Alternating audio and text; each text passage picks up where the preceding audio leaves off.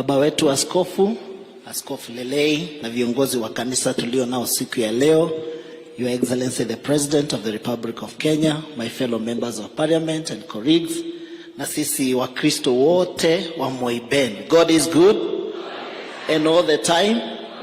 Bwana Yesu asifiwe. Kwa majina mimi naitwa Kawanjiku, mbunge wa Kiambaa kutoka kule Kiambu County. Na tumeleta salamu za kutoka Kiambu. Mumezipokea? Asanteni sana.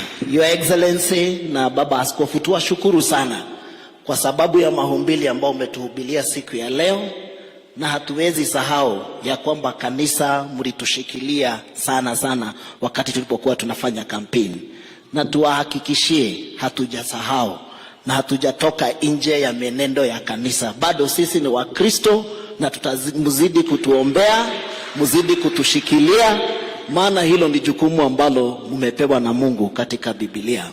Ya mwisho, Your Excellency, niseme ya kwamba sisi kama watu wa kule kwetu Kiambu na kule kwingine hatukusurutishwa na mtu kukupigia kura na kukusupport.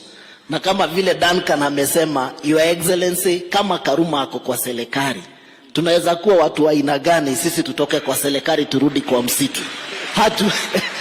Hatuwezi kubali kurudi kwa msitu. Tuko kwa serikali na tutakuombea Mungu azidi kukusaidia ndio ende ukishikiliana na kushiriki kusupport na kuunganisha nchi yetu ya taifa letu ya Kenya.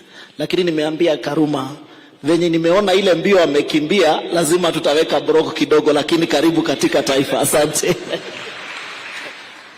Thank you, sir. Thank you very much, Your Excellency.